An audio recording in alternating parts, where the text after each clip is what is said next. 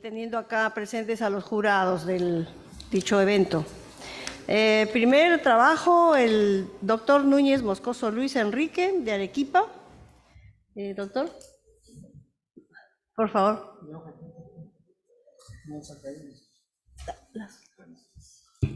Pase, doctor. Muy amable.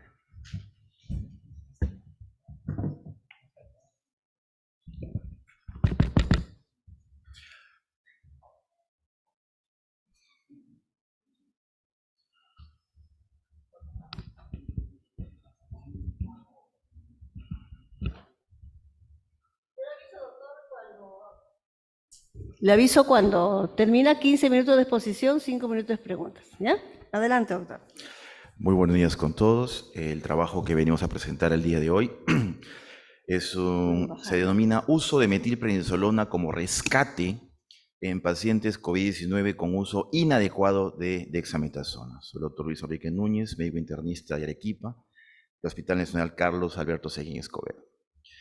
Como es hartamente conocido, estamos en una situación de pandemia, hemos tenido una pandemia importante en el país, y esta pandemia se extendió rápidamente a inicios del año 2020, ¿no? En todo el mundo, y en Arequipa, como en el Perú, evidentemente pues se generó mucha incertidumbre, ¿no? Acerca de muchos aspectos relacionados con la pandemia. Por ejemplo, el modo de transmisión, factores de riesgo asociados, ¿no?, a la infección, e indudablemente pues el tratamiento del proceso agudo, ¿no?, en alguna de sus fases. Y durante los primeros meses, como recordaremos del año 2020, se intensificó mucho pues el estudio acerca de la terapéutica para poder evitar el desarrollo progresivo de la enfermedad, sobre todo pulmonar, que en ese momento era el más grande impacto, ¿no?, sobre esto. Y evidentemente esto genera pues muchísima mortalidad. Y en ese sentido se propusieron, como ustedes comprenderán, muchos artículos de esquema de tratamiento, ¿no?, que incluían antivirales, antipalúdicos, ciertos antibióticos, antiparasitarios y los esteroides, ¿no?, sin resultados claros, hasta que llega básicamente un estudio importantísimo para nosotros, que es el estudio Recovery, ¿no? Si bien es cierto, fue publicado en febrero del año 21, pero ya en agosto, a mediados del año 2020, se presentaron ciertos avances al respecto. Y en ese sentido, el uso de dexametasona en pacientes hospitalizados, ¿no?, con COVID-19, sobre todo aquellos que utilizaban pues oxígeno o estaban en ventilación mecánica, evidenció efectivamente una mejoría sustancial en mortalidad a 28 días. Pero como muestra ejemplificadoramente este gráfico, es evidente que el brazo en donde se utilizaba dexametasona en aquellos pacientes que no la meritaban, que eran pacientes sin oxígeno, pacientes leves o moderados, no veíamos pues una situación importante de ventaja, más bien algo deleterio. Y eso creo que sucedió también en muchos lugares, ¿no? En Arequipa se entusiasmaron tal vez con el uso de dexametasona y empezaron a utilizar dexametasona en pacientes que no la meritaban. Pacientes sin oxígeno, pacientes leves y con las consecuencias que vamos a mostrar. Entonces, esta serie de pacientes, ¿no?, fueron tratados previamente con esteroides sin indicación terapéutica. Es por eso que el trabajo titulado de rescate, ¿no? No utilizaban oxígeno o alguna forma de soporte ventilatorio. Y se notó pues un deterioro importante, severo de su estado de salud. Entonces algo teníamos que hacer. Y en ese sentido, se utilizó como rescate metilprednisolona 80 miligramos cada 12 horas por 3 días, aunado al manejo de soporte convencional para la época, ¿no? No se dejó de lado lo que se conocía en ese momento. Entonces, el objetivo del trabajo fue evaluar el uso de metilprednisolona a dosis de 80 miligramos cada 12 horas endovenosa por 3 días en pacientes COVID-19, en donde se usó previamente dexametasona 6 miligramos cada 24 horas vía endovenosa, sin la indicación según el estudio Recovery, ¿no? Fue ese brazo en el cual se vio deleteriamente utilizado el tratamiento, sin soporte ventilatorio, y sobre todo la mortalidad a 28 días y recuperación de la función ventilatoria.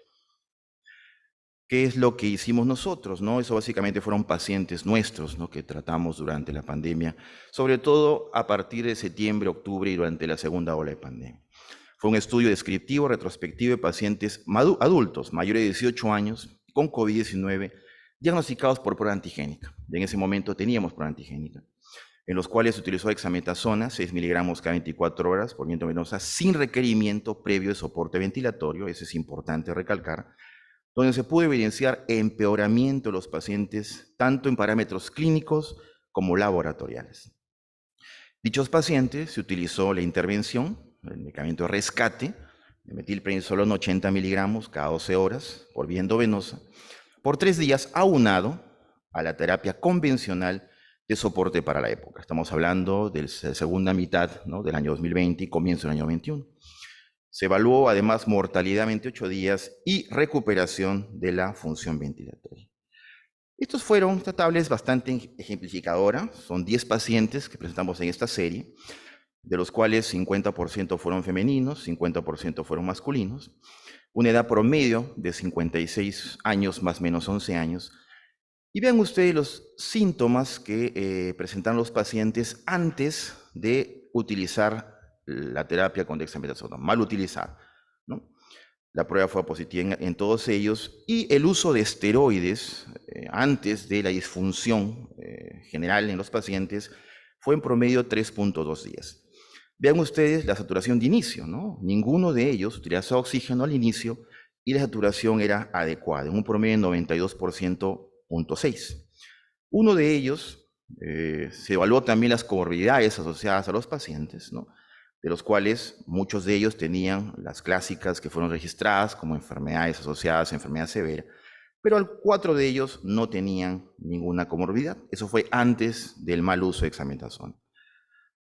Luego, cuando evaluamos a los pacientes en el tiempo después de haber utilizado esta mala indicación, vean ustedes la caída de la saturación, de 92.6% promedio a 82% en promedio en caída de saturación.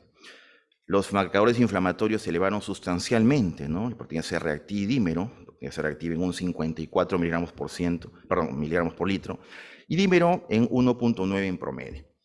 La presión arterial oxígeno al momento de la intervención con metilprednisolona, ya haber sido atacados aleatoriamente con dexametasona, fue de aproximadamente 50 mililitros de mercurio.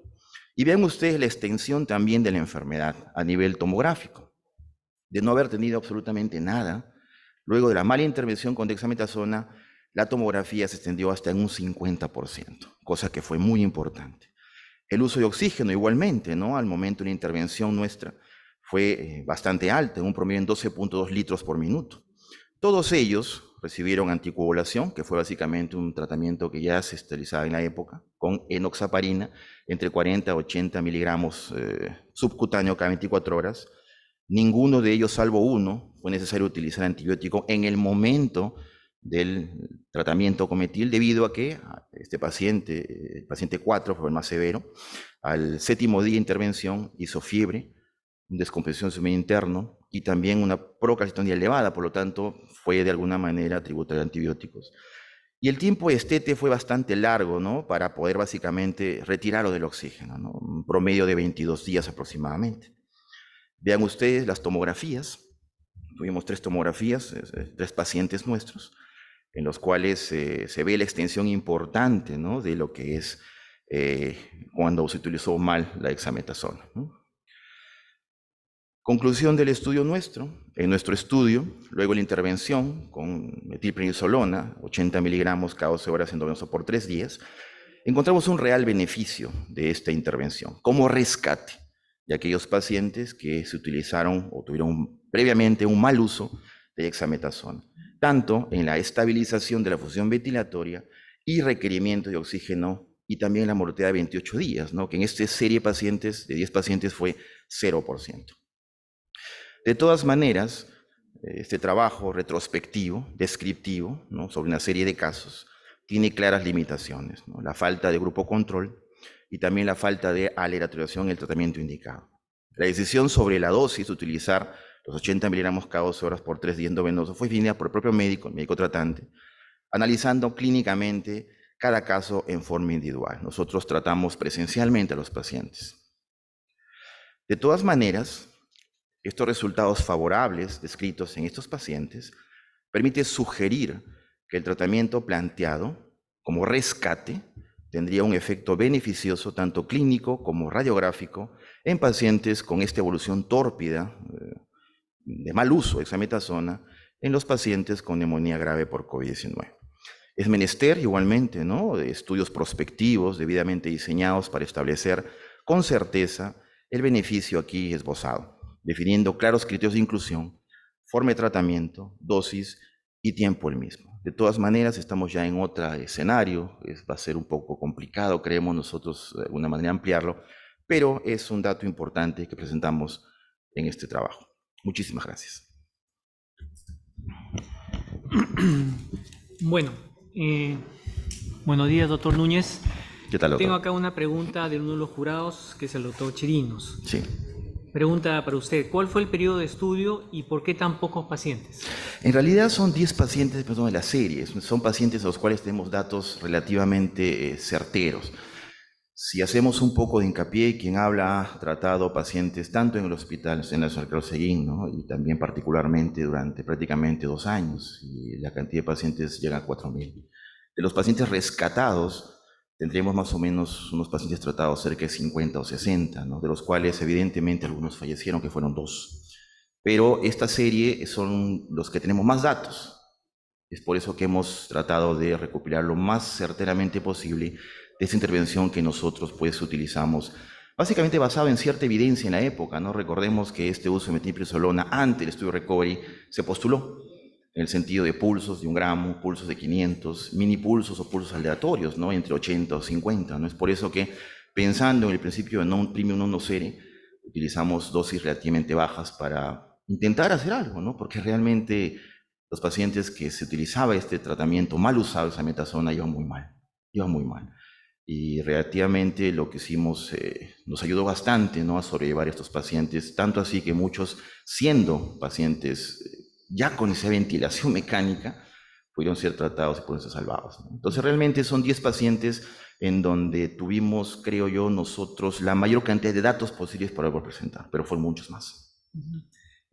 Con comentario del doctor Chirinos es que, según la opinión que está escribiendo, eso hace una serie ultra seleccionada. Eso es lo que pone el doctor Chirinos. ¿Cuál sería su opinión? Es probable, porque como le digo, mire, en realidad no hay un grupo de control. Tratamos de presentar realmente los pacientes que tuvimos alcance. Si fuera de alguna manera la cantidad de pacientes en total, es evidente que los datos serían no con tanto sesgo, es cierto, hay sesgo. Pero la importancia del trabajo, pienso yo, es que hay una intervención que realmente salvó vidas. Eso es algo que es inaudito. Como le digo, es importante ampliar los datos, tal vez en otro lugar alguien ha utilizado algo similar y podríamos de alguna manera llegar a un consenso mucho más elaborado, ¿no? Pero lo importante de esto, que en Arequipa, no sé en otros lugares, es el primer trabajo reportado, en el Perú tampoco lo sé, pero nos sirvió y realmente esto salvó vidas. De acuerdo a su pregunta de investigación, doctor Núñez, ¿usted considera que las conclusiones de su trabajo preliminar responden a esa pregunta de investigación? En parcial. Como le digo, hay que tratar de buscar la mayor cantidad de pacientes. Es una serie pequeña, no podemos generalizar. Es un dato que resalta tal vez buscar un poco más o intervenir en otros lugares, de repente alguien más lo ha hecho, ¿no? Pero de todas maneras, como le digo, doctor, es algo que habría que buscar también. Ya un escenario en este momento es difícil. Ya estamos vacunados, es muy difícil encontrar pacientes en esas condiciones con enfermedad severa ya, que no sean incluso no vacunados o ancianos, ¿no? Es difícil, no es un grupo muy especial. Pero de todas maneras, en ese momento, creemos que sí fue una intervención importante y creo que es de resaltar el hecho que funcionó. Es cierto que hay cosas que podemos mejorar, es cierto que hay situaciones que relativamente también no son del todo amplias, es correcto su apreciación, pero salvó vidas. Y creo que eso es algo importante en el caso del médico. Claro, eso es importante. Y una pregunta final de mi parte. ¿Usted consideraría que si tuviéramos que pensar nuevamente por la pandemia al inicio, ya teniendo este conocimiento, podríamos aplicar de frente este esquema de tratamiento o tendríamos que esperar la falla terapéutica de dexametasona? Yo creo que es importante esperarlo. Como usted bien comprenderá, se hizo estudios previos con el uso de metilprednisolona comparado con dexametasona. Y realmente, ¿no? El Recovery es un estudio que marcó un hito, creo yo, en el manejo de estos pacientes. Lo que intentamos nosotros es recuperar a aquellos pacientes. No hay que extrapolar datos en el sentido de empezarlos sí o no. Lo que está claro. Son estudios que van a la vanguardia, ¿no? Y es un estudio realmente muy descriptivo, tiene limitaciones. Pero creemos importante, pienso, si hubiera de repente alguna situación en la cual hubiera un mal uso en este momento de dexametasona, en un paciente que vemos que está mal, es una opción de rescate importante para tomar en consideración. Sí. Doctor Núñez, buenos días. Veo que lo que ha presentado usted es un estudio descriptivo de una serie de casos, ¿no es cierto? Así es. Por lo tanto, no me permite sacar conclusiones, Es evidentemente. Lo que observaron ustedes fue que la dexametasona usada indebidamente deterioró a un paciente, ¿no? Y se vieron obligados a utilizar otro corticoide. Así es. Si hubiesen usado metilprednisolona en vez de dexametasona en un inicio, ¿piensa que el paciente hubiese evolucionado igual o peor? No lo sabemos en realidad. Como le estoy describiendo anteriormente, ¿no? Ya ha habido trabajos previos antes del recovery de uso de metilprednisolona, en rangos bastante amplios, ¿no? Incluso muchos de los datos fueron extrapolados en enfermedades autoinmunes. 1 gramo cada 24, 500 cada 24, ¿no? Hay muchos esquemas en los cuales los estudios son relativamente contradictorios, unos sí, otros no. El recovery nos dijo que sí funcionaba y lo hemos visto en la práctica clínica, sí funciona. El estudio nuestro básicamente es el recuperar a aquellos pacientes en los cuales no se podía hacer gran cosa, porque se nos morían. Entonces, basándonos, por ejemplo, en el principio de la vía no genómica, actividad de metilprednisolona, ¿no? Que es una vía importante antiinflamatoria, ¿no? Que nos permite rápidamente recuperar a un paciente, lo utilizamos y como vimos, funcionó. Es cierto que falta de alguna manera ampliar bastante los datos, pero es algo que nos funcionó en Arequipa, ¿no? Claro, el problema es que los corticoides tienen su indicación en el COVID, ¿no es cierto? Y sea metilprednisolona, sea dexametasona, y que está indicado solo en pacientes en la cual ya comienzan a presentar un deterioro severo en la ventilación. Así es. ¿No? Entonces, cualquiera de los corticoides lo hubiese llevado al mismo estado, el paciente se usaba indebidamente. No necesariamente, ¿no? Sabemos muy bien que durante los primeros meses hubo mucha infodemia, ¿no? Tanto así que hubo colegas que extrapolaban los datos, por ejemplo, esteroides a prednisona, etc., etc., ¿no? Entonces, recordemos que cada corticoide, si bien es cierto, tiene su antiinflamatoria, depende mucho de la dosis, depende mucho del tiempo y depende también mucho del tipo de pacientes y sobre todo depende de su actividad genómica y no genómica dependiendo de la cantidad utilizada. El problema es que no tenemos un grupo control. No hay grupo control. Definitivamente eso es cierto. No podemos llegar a ninguna conclusión, ¿no? Simplemente la observación que los pacientes mejoran. Yo lo que podría decir de repente en ese tema es que tal vez no se podría hacer porque no era ético. En el sentido estricto de ver un paciente que está mejorando y ver qué hacer. Es cierto, yo reconozco esto porque no podíamos tener grupo control porque es descriptivo el trabajo que hicimos en ese momento, ¿no? Pero podría de alguna manera en otro sentido, tal vez otros trabajos en otros lugares, juntarlos en un estudio mucho más grande y ver qué resultados tenemos al respecto. Muchas gracias, doctor Núñez. Muchas gracias. El siguiente trabajo, características clínicas y su asociación con muerte en una gran cohorte de pacientes adultos hospitalizados por COVID-19. Doctor Collins Camones Jaime, doctor Altamirano Ángel, expone doctor Altamirano. Adelante, doctor. Muchas gracias.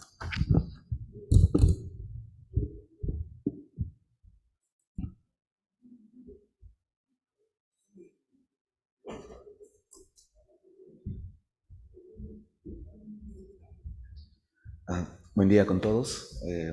Primero agradecer la posibilidad de presentar nuestro trabajo a la Sociedad Peruana de Medicina Interna. El trabajo de investigación que traemos lleva por título Características clínicas y su asociación con muerte en una cohorte grande de pacientes adultos hospitalizados por la COVID-19. Los autores, como han mencionado, el doctor Jaime Collins, especialista en medicina interna y enfermedades infecciosas, y quien les habla, Ángel Altamirano, residente de infectología del Hospital Guillermo Almenara, y colaboradores. Bueno, como sabemos, para diciembre del 2019 se presentaron algunos casos de pacientes con sintomatología respiratoria que evolucionaban a una insuficiencia respiratoria con un cuadro de neumonía típica, ¿no? Estos casos reportados se presentaron en la ciudad de Wuhan, en China. Rápidamente identificaron el agente etiológico, un tipo de coronavirus que fue denominado SARS-CoV-2, ¿no? Y la enfermedad la denominaron COVID-19. Se presentaron casos a nivel mundial, tanto es así que el 5 de marzo se identificó el primer caso confirmado de COVID-19 aquí en el Perú, y para el 11 de marzo del 2019 la Organización Mundial de la Salud determinaba que la COVID-19 se había convertido en una pandemia. En ese contexto se vio importante tratar de identificar cuáles eran las características clínicas que presentaban este tipo de pacientes. Muchos estudios trataron de abarcar y ver cuáles eran estas características. En base a eso, nosotros vimos que habían estudios que habían tratado de evaluar, sin embargo eran cortes pequeñas o intermedias, ¿no? Considerando un número arbitrario en el corte de pacientes. Estudios más grandes, con al menos más de 300 pacientes, no se habían realizado en ese momento en América Latina, teniendo en cuenta que América era uno de los epicentros, incluso que Perú había sido uno de los países con más casos confirmados en aquel momento. Entonces tomamos como objetivo determinar cuáles eran las características clínicas de los pacientes adultos hospitalizados por la COVID-19 y su asociación con muerte en los primeros 2 meses de iniciada la pandemia. Estos 2 meses que fueron los 2 meses más agudos de toda la pandemia hasta el momento. El diseño fue un estudio observacional, longitudinal y retrospectivo. La población en estudio fue una cohorte de pacientes que tenían evidencia etiológica de COVID-19, es decir, que tenían una prueba PCR en tiempo real positivo, ya sea tomado de un hisopado nasofaríngeo o un hisopado nasal, o una prueba rápida de anticuerpos, que en aquel momento era lo que se utilizaba, ¿no? Todos estos pacientes habían sido admitidos en la emergencia del Hospital Guillermo Almenara de Salud entre el 15 de marzo y el 14 de mayo del 2020. Las variables clínicas que nosotros estudiamos al momento de ingreso a urgencias fueron la edad en años, el sexo, la enfermedad preexistente de los pacientes, los síntomas principales, la gravedad, de acuerdo a la clasificación de la OMS, que estaba caracterizado en leve, moderado, grave y crítica. El desenlace clínico, caracterizado en fallecidos, pacientes que fueron referidos a un hospital de menor complejidad por evolución favorable y los que fueron dados de alta directamente del hospital, ¿no? Y la estancia hospitalaria fue la última variable que evaluamos. El análisis estadístico se realizó chi cuadrado y prueba exacta de Fisher para proporciones, prueba de t-student para medias. Hicimos el análisis bivariado y multivariado con el modelo de riesgos de proporciones de Cox para poder determinar los factores de riesgos asociados a muerte. Los resultados que obtuvimos fue una población total de 533 pacientes. Estos pacientes tenían el 56%, es decir, 299 casos, una prueba de PCR positiva, y el 44%, 234 casos, una prueba rápida de anticuerpos. Todos estos pacientes en el contexto de una clínica sugerente, con imágenes sugerentes o imágenes sugerentes, adultos, ¿no? Los pacientes que fueron excluidos fueron 153 pacientes que no tenían la prueba confirmatoria, pacientes embarazadas, gestantes y niños. De este grupo de la población, de 533 pacientes, 204 o el 38% fueron fallecidos y 329 o 62% fueron pacientes que al final fueron referidos o dados de alta. Lo que encontramos fue lo siguiente: de las características clínicas que evaluamos, entre el grupo de fallecidos y referidos, los que tenían diferencia estadísticamente significativa fueron 2, ¿no? La edad y la gravedad. Con respecto a la edad, determinamos un corte de adultos mayores de 60 años y observamos que más o menos el 73% de mayores de 60 años eran fallecidos, ¿no? A diferencia del grupo de referidos o dados de alta, donde los mayores de 60 años llegaban al 44%. Y con lo que respecta a la gravedad, observamos que más o menos el 60% eran pacientes de la población total que tenían enfermedad severa o crítica al momento del ingreso, y del grupo de pacientes fallecidos, el 80% estaba clasificado como severo o crítico. Además, si bien no hubieron diferencias estadísticamente significativas en los grupos, podemos mencionar que en la población total el 70% estaba conformado por hombres, Al menos el 60% tenían ya una enfermedad preexistente. Los síntomas principales que observamos fueron disnea, tos, fiebre, y más o menos la estancia hospitalaria estaba entre 8 a 9 días. Con respecto a las enfermedades preexistentes que evaluamos, si bien no encontramos una diferencia estadísticamente significativa al comparar fallecidos con referidos dados de alta, lo que podemos observar en las frecuencias es que hipertensión, diabetes, obesidad y enfermedad renal crónica fueron las enfermedades que se presentaron con mayor frecuencia. Al hacer el análisis multivariado, ¿no?, observamos que la edad mayor de 60 años, la obesidad, el hipotiroidismo y la enfermedad renal crónica influían como factores de riesgo asociados a la mortalidad, ¿no? Y podemos ver los hazard ratio que se presentaron, ¿no? Por ejemplo, para edad, con un hazard ratio de 2.5, obesidad 2.4, hipotiroidismo, que fue un dato que nos llamó la atención, ya que para aquel momento los estudios previos no habían sido evaluados, tenía un hazard ratio de 4.2, enfermedad renal crónica, un hazard ratio de 2.6.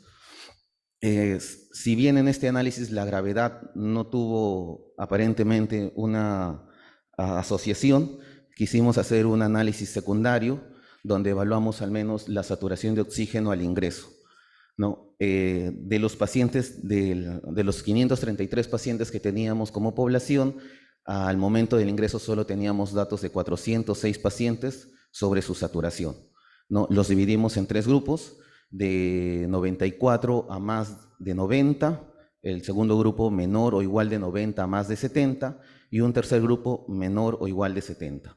¿No? Y lo que podemos observar al hacer la regresión es que encontramos un hazard ratio de 3.26 en el grupo que presentaba una saturación menor de 70, lo que significaba que tenía un mayor riesgo de muerte. Discusión. Este estudio propuesto presentaba la corte más grande a nivel nacional para el momento en que lo realizamos, que evaluaba el perfil clínico y el desenlace de pacientes hospitalizados por COVID-19 en un hospital nivel 3-2 como es el Hospital Guillermo Almenara.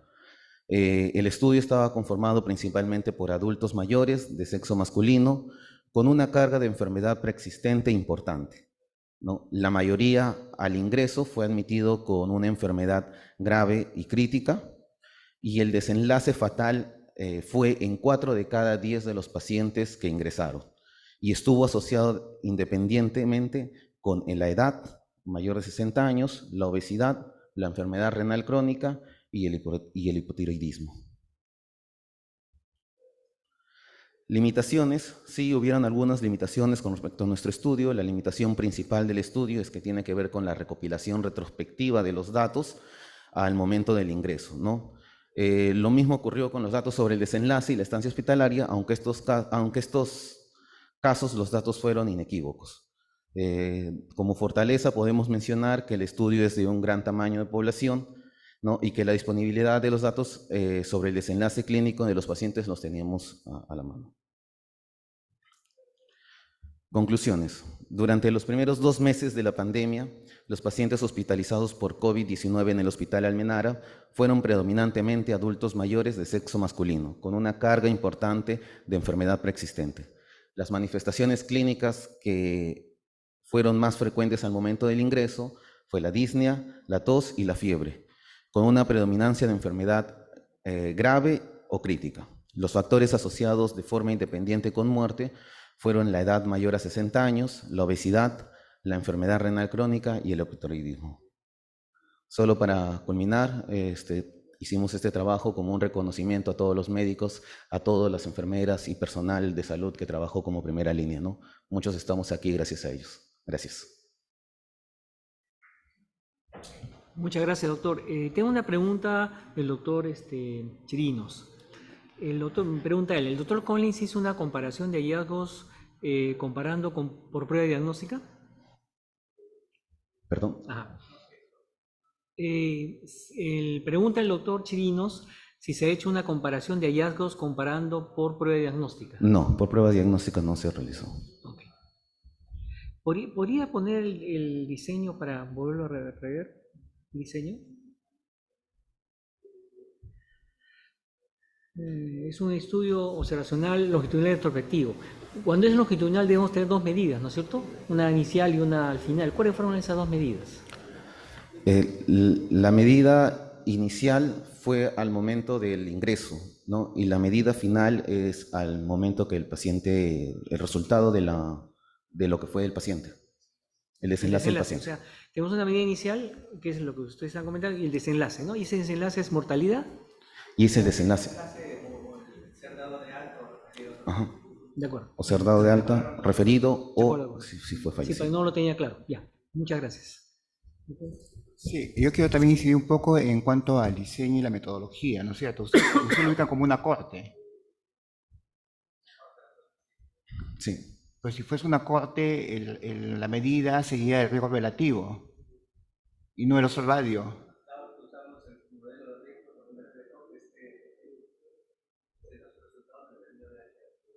No, el otro también lo que señala el doctor, o sea, el desenlace no es una medida, ¿no? Porque ese es lo que van a usted a ver, la variable dependiente que están viendo ustedes que van a hacer, ¿no? Es un estudio transversal, no es un estudio, eso no es una corte, porque solo tiene una sola medida nada más.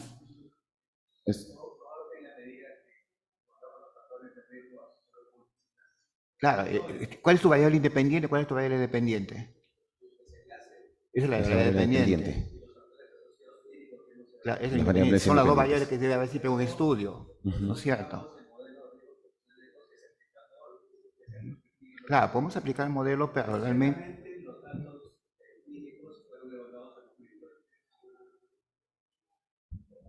No, entonces yo veo si...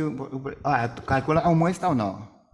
¿Calcular a muestra o todos ingresaron? Consideramos a todos los pacientes que ingresaron, ¿no? ¿Y calculado la potencia estadística? No lo calculamos porque fueron todos los pacientes. Claro, pero cuando yo no puedo calcular muestra entre todos los pacientes, calculo la potencia estadística. Basta ver si puedo sacar conclusiones válidas en mi trabajo. No lo calculamos porque el tamaño de la población es muy grande. Entonces, visto los intervalos de confianza de los HR, también eso nos permite hablar de una forma de la potencia. Claro, lo ideal es calcular la potencia estadística para poder sacar conclusiones válidas. No, pues estamos hablando de factores ya no solo relacionados, sino ya factores asociados, ¿no es cierto? ¿No? A la mortalidad por COVID. Es el modelo que han explicado generalmente en todos los estudios que evalúan factores asociados. Muy bien, eso es todo. Muy bien, doctor Collins, muy bien, doctor Altamirano. Muchas gracias por su presentación. Muchas gracias. De su trabajo. Gracias. Gracias. Gracias. Va subiendo al podio el doctor Carrasco Luis. Uso de antibióticos en pacientes hospitalizados con infección de SARS-CoV-2 en un Hospital Nacional de Lima, Perú. Gracias.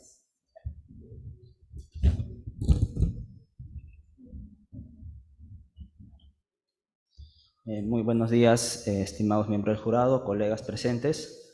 Es para mí un honor estar en este momento en el Congreso de la Sociedad Peruana de Medicina Interna y en esta oportunidad queremos compartir nuestro trabajo titulado Uso de antibióticos en pacientes hospitalizados con infección por SARS-CoV-2 en un Hospital Nacional de Lima, Perú. Soy el doctor Luis Enrique Carrasco Lozano, médico internista del Hospital Loaiza. Muy bien, como ya es conocido, en Wuhan, China, entre diciembre del 2019 y en enero del 2020, aparece este brote de neumonía de causa indeterminada que posteriormente se determina que es un nuevo virus que pasa a denominarse el SARS-CoV-2 y posteriormente su enfermedad se denomina COVID-19. El 11 de marzo del 2020 esta enfermedad es declarada una pandemia y todos somos conscientes del impacto que ha tenido particularmente en nuestro país. En ese sentido, hay algunas interrogantes que se fueron planteando durante el tratamiento y la evolución de la enfermedad.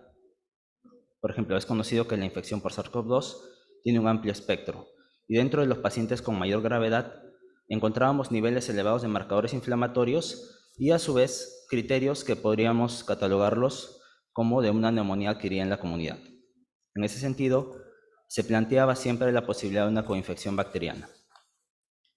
Al respecto, se conoce que durante el primer año de pandemia los estudios de metaanálisis realizados en diferentes partes del mundo, un 75% aproximadamente de los pacientes recibió antibiótico-terapia en el contexto del primer año, los primeros meses de pandemia.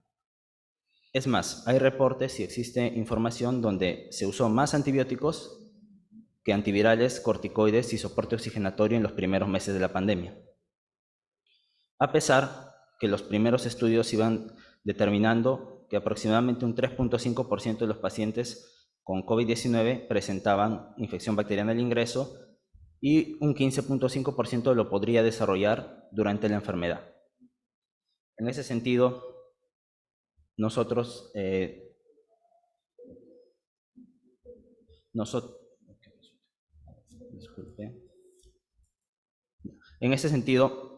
nuestro objetivo fue determinar la frecuencia de uso de antibióticos en pacientes con infección por SARS-CoV-2 en un Hospital Nacional de Lima, Perú, así como las características laboratoriales de dichos pacientes y sus desenlaces. Nuestro diseño fue un estudio transversal realizado en el Hospital Nacional Arzobispo Loaiza y trabajamos con pacientes hospitalizados con infección por SARS-CoV-2 en los servicios de medicina interna que fueron admitidos en este periodo de recolección entre el 1 de abril al 8 de junio del 2021, en el contexto de la segunda ola de la pandemia. Nuestros criterios de inclusión, bueno, el diagnóstico se determinó a través de una prueba de reacción en cadena de polimerasa, una PCR, o la detección de antígeno o una clasificación tomográfica CORRATS 4 o 5, es decir, una alta o muy alta posibilidad de COVID-19. Se incluyó pacientes mayores de 18 años, y todos los pacientes que requerían oxigenoterapia. Dentro de los criterios de exclusión, ya que estamos hablando de antibiótico-terapia, excluimos a aquellos pacientes con un foco infeccioso no respiratorio identificado y dentro de los focos respiratorios, aquellos pacientes en los que se demostró tuberculosis pulmonar.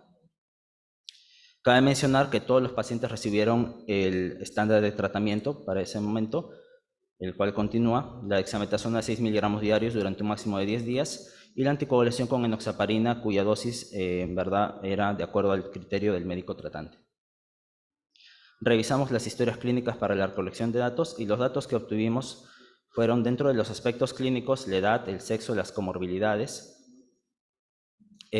una variable que es la relación entre la saturación de oxígeno y la fracción inspiratoria de oxígeno, más conocida como SAFI, el uso de antibiótico, el tipo de antibiótico usado, si el paciente fue admitido a la UCI y la mortalidad. Dentro de los exámenes auxiliares nos centramos en el hemograma y la proteína C reactiva o PCR. 2 investigadores registramos de forma independiente los datos en una base de datos de Excel y se verificaba esta base de datos para ver si había alguna dato aberrante, dato faltante, para realizar la corrección de forma inmediata y verificar pues, que la información sea adecuada. Dentro del análisis estadístico, en nuestra primera parte, el análisis descriptivo, bueno, describimos frecuencias relativas y absolutas para las variables categóricas y las medidas de tendencia central y de dispersión para las variables numéricas. Y a su vez hicimos un análisis bivariado para asociar las variables de interés con el uso de antibiótico intrahospitalario. Bueno, cabe mencionar que en el aspecto ético no realizamos intervenciones que pudieran perjudicar a los pacientes y respetamos la confidencialidad de los datos obtenidos.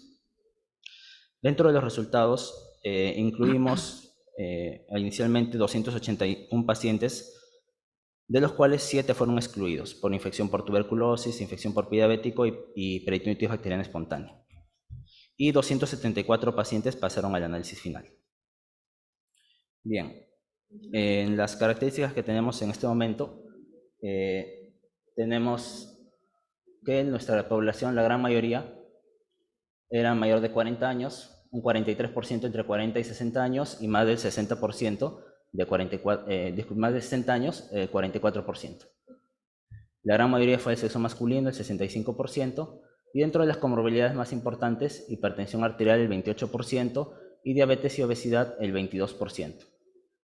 La mediana de SAFI fue de 122, es decir, se correlaciona con un grado severo realmente. Y respecto a los leucocitos, usamos estos puntos de corte de 4.000 a 11.000, ¿no? Tenemos un bajo grado de leucopenia, 4%, y la gran mayoría, el 68%, está en rango normal y un 27% presentaba leucocitosis con más de 11.000 leucocitos. Respecto a los abastonados, nuestra mediana fue 218 y el 16% presentó más de 500 abastonados en recuento absoluto, lo cual nos habla de una desviación izquierda. Nuestra proteína C reactiva medida en miligramos por decilitro, en promedio fue, disculpen, la mediana fue 12 prácticamente, y el 45% de nuestros pacientes recibió antibióticos. El 7.8% fue admitido en la unidad de cuidados intensivos y nuestra mortalidad fue del 37%. Respecto al tipo de antibiótico que pudimos evaluar, vemos que dentro de los 125 pacientes que recibieron antibiótico, el 87%, la gran mayoría, fue una cefalosporina de tercera generación, entre ellos la ceftriaxona y la ceftazidima predominando. Vemos una baja frecuencia de uso de macrólidos en el 3%. Llama la atención la aparición de algunos antibióticos, como la doxiciclina en un 14% y los carbapenems también en un 14%. Y a su vez fluoroquinolonas en un 7%. Es importante mencionar también que casi el 25% de los pacientes recibieron más de un antibiótico. Y nuestra tabla 3 es la tabla más importante, en la cual clasificamos a los pacientes que recibieron antibiótico con aquellos que no. Y hacemos un análisis bivariado con algunas variables de interés. La leucocitosis, por ejemplo, vemos 36% en el grupo de pacientes que recibieron antibióticos versus 18%. Desviación izquierda, 25% versus 8%. Y la combinación de ambos parámetros, leucocitosis con desviación izquierda, 18% versus 5%. Estos tres fueron estadísticamente significativos. Y respecto al otro valor laboratorial, la proteína C reactiva, tenemos una mediana de 13.7 en los pacientes con antibiótico y 11.3 en los pacientes sin antibiótico, lo cual también presentaba una diferencia estadísticamente significativa. Respecto a la admisión a la unidad de cuidados intensivos, el 10% de los pacientes con antibiótico fue admitido en la unidad de cuidados intensivos versus el 4.7%. Y en la mortalidad fue una mortalidad de 42% de los pacientes con antibióticos versus 33%. Si bien hay mayor tasa de admisión a unidad de cuidados intensivos y mayor mortalidad, esto no fue estadísticamente significativo. Bueno, nosotros queremos discutir varios puntos importantes de este artículo, de este estudio, empezando porque, como había mencionado al inicio, aproximadamente 75% de pacientes durante los primeros meses de la pandemia se había reportado que habían utilizado antibióticos a nivel mundial. Nuestro estudio fue del 45%, recordemos que ya es la segunda ola, se conocía mucho más y sabíamos ya en ese momento que los antibióticos no eran parte del tratamiento. Respecto al tipo de antibiótico, hay un estudio realizado por Echevarría Castro y colaboradores en Perú. Cabe mencionar que fue durante la primera ola, donde su uso de antibióticos fue también similar a lo reportado en el mundo. Ceftriaxona 73%, acitromicina 46%. En nuestro estudio, como se ha visto, nosotros llegamos al 45% de uso de antibióticos, pero el más utilizado sigue siendo la cefalosporina de tercera generación. Hay un marcado desuso de macrólidos y se introducen nuevos antibióticos como carbapenems y doxiciclina que llegaron hasta el 14% en los pacientes que usaron antibióticos en nuestra muestra. Además, conociendo que el uso inadecuado de antibióticos genera la producción de gérmenes multirogo-resistentes a infecciones fúngicas, es importante evaluar esta intervención. Los reportes coinciden en que menos del 10% aproximadamente de los pacientes va a tener una coinfección bacteriana, en la mayoría de reportes. Nosotros encontramos 45%. Si bien hay una disminución importante respecto a lo que reportaron en la primera ola, persiste un uso excesivo de antibióticos. Es importante también mencionar que estamos hablando de antibiótico-terapia empírica y en ello entran variables como el juicio clínico, los factores del huésped, la epidemiología local y definitivamente siempre es ideal la obtención de cultivos previos al inicio de antibiótico. Nuestros pacientes con infección por SARS-CoV-2, estudios en otros países, entrevistando médicos, describen de que los médicos decidimos iniciar antibióticos en pacientes con COVID de acuerdo a la presentación clínica como primer factor y de acuerdo a los marcadores laboratoriales, haciendo énfasis en la procalcitonina, neutrófilos, leucocitos y proteína C reactiva. En nuestro estudio, la leucocitosis, desviación izquierda y un mayor valor de PCR estuvieron asociados al inicio de antibióticos, Es decir, estamos usando los mismos parámetros que médicos alrededor del mundo y nos hace cuestionar si realmente estos parámetros han sido los adecuados. Respecto a los desenlaces, la tasa de admisión a UCI en otros países es mayor al 20%. En nuestro país fue de 7.8%. Disculpen, en nuestra muestra. Esto, como todos sabemos, hubo un colapso del sistema de salud, insuficientes camas UCI, y es probable que se deba a ello, ¿no? Todos hemos vivido la pandemia y conocemos que muchos pacientes tributarios de una unidad de cuidados intensivos no lo pudieron adquirir por la insuficiente número de camas, lo cual se refleja en este resultado. Y la mortalidad, por ejemplo, tenemos un estudio de Mejía en Perú de casi 50%. Hemos visto el estudio de nuestros colegas que han presentado de aproximadamente el 40%. Nuestro estudio fue de 37%. Estas variaciones en verdad dependen mucho de la muestra, de la población, la severidad, ¿no? Pero lo importante es que vimos una mortalidad mayor en pacientes con antibiótico-terapia. Si bien esto no era estadísticamente significativo, esta asociación se ha descrito. Goncalves, Méndez Neto y colaboradores lo describen. Una mayor mortalidad en pacientes que reciben antibiótico-terapia. Inclusive en su muestra, el 72% de dichos pacientes no tenía indicación clara de antibióticos. Bien, dentro de nuestra conclusión entonces, se observó una alta frecuencia de uso de antibióticos en los pacientes con infección por SARS-CoV-2, la cual estaba asociada principalmente a la presencia laboratorial de leucocitosis, desviación izquierda y una proteína C reactiva más elevada. Sin embargo, esto no modificaba la frecuencia de admisión a unidad de cuidados intensivos ni la mortalidad. Finalmente, nosotros recomendamos evitar el uso generalizado de antibióticos en pacientes con infección por SARS-CoV-2. Aún así, el paciente presenta marcadores inflamatorios, ya que podría deberse únicamente a la infección viral y no necesariamente corresponder a una infección bacteriana. Nuestra bibliografía. Muchas gracias. Muchas gracias, doctor Carrasco. Tengo una pregunta del doctor Chirinos, que está en vía virtual. Él pregunta, ¿no se identificaron a otros factores como obesidad u otros como diabetes? Describimos nuestra población, aproximadamente un 22% de tasa de diabetes y de obesidad. Sin embargo, no los hemos incluido en el análisis, ya que nuestro objetivo principal era ver qué motivaba al médico al inicio de antibióticos. Ya se ha descrito que dichas son variables, la edad, el sexo masculino, como ya lo han presentado también nuestros colegas, algunas comorbilidades son factores de riesgo para mortalidad. Pero nuestro objetivo era claro respecto a ver una motivación de los médicos al inicio de antibióticos y ver en ese sentido para no sobrecargar realmente la información y los resultados. Nosotros estábamos más centrados en ver ese aspecto del uso de antibióticos. Gracias. La conclusión única que usted nos pone es contundente, ¿no? Evitar el uso de antibióticos en pacientes con esta infección. ¿Eso ha sido replicado en otros trabajos de investigación en el extranjero? O sea, ¿que se debe evitar el uso de antibióticos? Bueno, en todos casos. A nivel mundial se reporta, como se ha mencionado, una gran frecuencia de uso de antibióticos, a pesar que ya se conoce que menos del 10% de los pacientes lo va a requerir. Realmente es muy complicado tomar la decisión. Creo que todos los que estamos presentes acá lo hemos vivido y no se trata de criticar y decir hemos hecho mal, se trata de buscar un aprendizaje.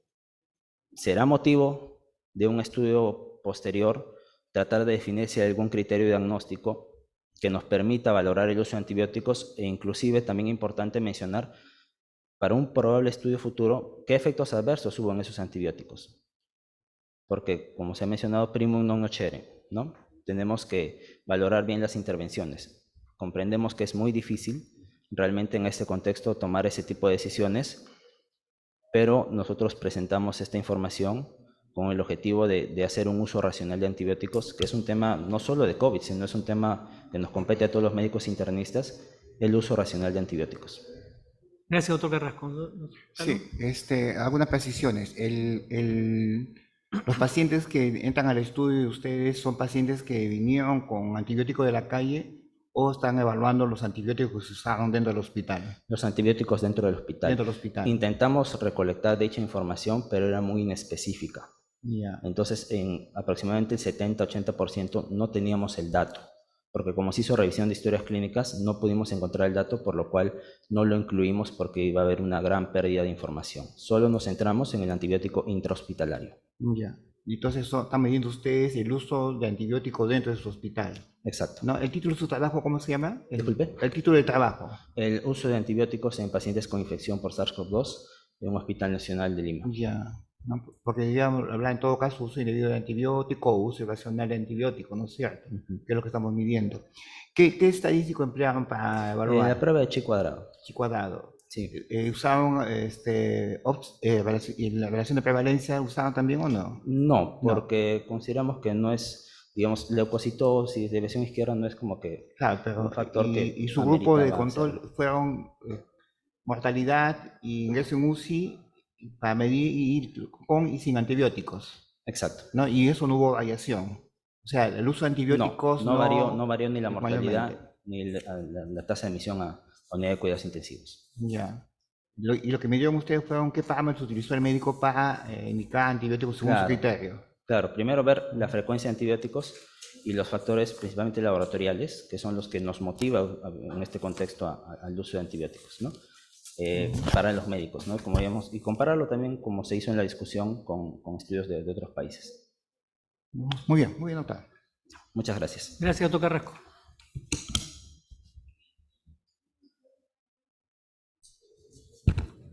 Muchas gracias, doctor Carrasco. Luis. Continuamos con el cuarto trabajo de parte del doctor Germán Valenzuela Rodríguez, cuyo título es Eventos adversos severos inducidos por inmunoterapia combinada en pacientes con cáncer, revisión sistemática y metaanálisis. Adelante, doctor Germán Valenzuela.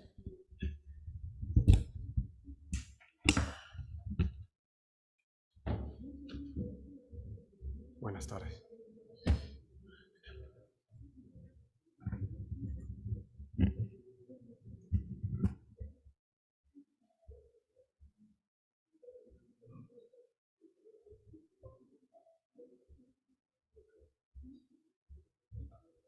Buenos días, distinguidos miembros del jurado calificador, doctor Jaime Collins, que me acompaña aquí, amigos todos. Este es un trabajo que consideramos que es muy importante para la práctica médica actual. Tiene por objeto hacer una evaluación de los eventos adversos severos desde el punto de vista cardiovascular, inducidos por inmunoterapia combinada en pacientes con cáncer, y para ello hacemos una evaluación de los estudios que están publicados hasta el momento. El tratamiento del cáncer ha cambiado.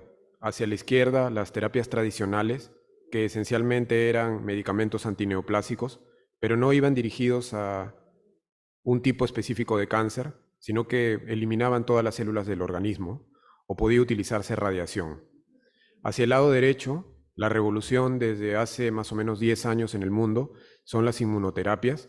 Las inmunoterapias permiten que los propios mecanismos de defensa del cuerpo, probablemente mediados por linfocitos, sean los que actúen atacando de manera selectiva a las células cancerosas. Los de la izquierda, las terapias tradicionales, tienen muchos efectos adversos. Las inmunoterapias tienen muy pocos eventos adversos, y la mayoría de ellos son inmunorelacionados, como por ejemplo casos de tiroiditis, miocarditis, compromisos inflamatorios en general. El mecanismo de acción es actuar sobre unas proteínas que permiten la unión de los linfocitos con las células que son cancerígenas, y estos son los que se inhiben con la inmunoterapia. Fundamentalmente se inhiben unos receptores que se denominan receptores PD1, receptores PDL1 y otros receptores de activación que están a nivel de las células presentadoras de antígenos, que son las células denominadas CTLA4. Múltiples eventos adversos, fundamentalmente eventos adversos cardiovasculares. La evolución de los eventos adversos cardiovasculares se ha ido estudiando de manera mejor a lo largo de los años. Pueden presentarse diferentes tipos de toxicidades cardiovasculares, como son miocarditis, pericarditis, miocardiopatía por Takotsubo, arritmias y desórdenes de conducción e infartos de miocardio. Y los medicamentos también han ido cambiando. Inicialmente se empleaban medicamentos únicos, pero actualmente se utilizan combinaciones de inmunoterapia que pudieran generar eventos adversos mucho más severos. Se sabe que, por ejemplo, la probabilidad de producir colitis inducida por una combinación de ipilimumab más un anti-PD1 es mucho mayor, y nosotros estábamos intentando investigar qué es lo que ocurre específicamente a nivel cardiovascular con este tipo de medicamentos. Puede verse que es una lista. Esto fue nuestro objetivo, es examinar la ocurrencia de eventos cardíacos severos cuando tenemos una inmunoterapia combinada en comparación con la inmunoterapia única. Vamos a utilizar una revisión de todos los ensayos clínicos publicados que cumplan con los criterios de inclusión y exclusión, tratando de buscar el máximo nivel de la evidencia que se realiza utilizando un metaanálisis que viene a ser estudios de estudios. Para ello se utilizaron 4 bases de datos electrónicas hasta agosto del 2021. Son las bases de datos que integran el 99% de los estudios clínicos. Utilizamos PubMed, Embase, Scopus y Web of Science. Se seleccionaron estudios randomizados controlados, buscando evaluar estas complicaciones de inmunoterapia simple versus combinada para los tratamientos más frecuentes en los cuales se utiliza esta inmunoterapia y que son los que aparecen resaltados: melanoma, cáncer esófago gástrico, cáncer de células renales y carcinoma de pulmón de células no pequeñas. Se busca entonces establecer diferencias entre las terapias combinadas versus las terapias únicas. Se hace la selección de aproximadamente casi 8,000 estudios clínicos reportados y finalmente, después de pasar el tamizaje de los criterios de inclusión que nosotros teníamos, que esencialmente tenían que ser ensayos clínicos publicados que hagan referencia de tipo 3, ensayos clínicos que hagan referencia al empleo de inmunoterapia combinada versus inmunoterapia única, quedamos con 4 estudios. Esos son los estudios que han sido evaluados. Finalmente se establece cuál es la diferencia entre eventos cardiovasculares y estos son los puntos finales de nuestro estudio. Evaluamos síndromes coronarios agudos, infartos de miocardio, que son síndromes coronarios agudos cuando ocurre elevación de troponinas, insuficiencia cardíaca, un fenómeno muy importante para todos los pacientes y para los médicos, fibrilación auricular. Esos son nuestros 4 puntos principales. Y además, flutter auricular o aleteo, taponamiento cardíaco, arresto cardíaco y bradicardia. Para todos estos desenlaces no se encontró diferencia con el empleo de inmunoterapia combinada e inmunoterapia simple. Y esto es lo que marca el diferente análisis estadístico de los estudios de investigación. De esta manera, evaluamos a más o menos 1,581 pacientes de ensayos clínicos publicados en revistas de alto impacto e involucradas e incluidas en estas bases de datos. El aspecto más importante es que el riesgo es similar desde el punto de vista cardiovascular en la terapia combinada. Se hicieron seguimientos a los pacientes de acuerdo a los ensayos clínicos de 21 a 39 meses. Recordemos que estos eventos adversos son de prevalencia muy baja. El primer enfoque de la cardiotoxicidad fue reportado en el año 2014. El mecanismo parece ser la hiperactivación de las células T en el corazón. ¿Por qué es relevante este trabajo? Porque de presentarse un evento adverso cardiovascular, este evento adverso es un evento adverso severo, que generalmente se trata con corticoides. Encontramos 2 metaanálisis similares, uno publicado en el 2018 y otro en el 2021, pero que no habían incluido todos los estudios que nosotros incluimos y que no estaban tan actualizados, y en ellos también se aprecia la tendencia de no encontrar un incremento de eventos adversos con inmunoterapia combinada.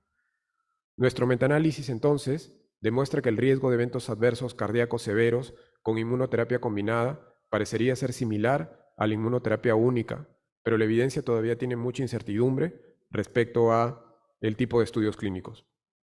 Por ello se esperan más ensayos clínicos randomizados controlados con seguimientos mayores.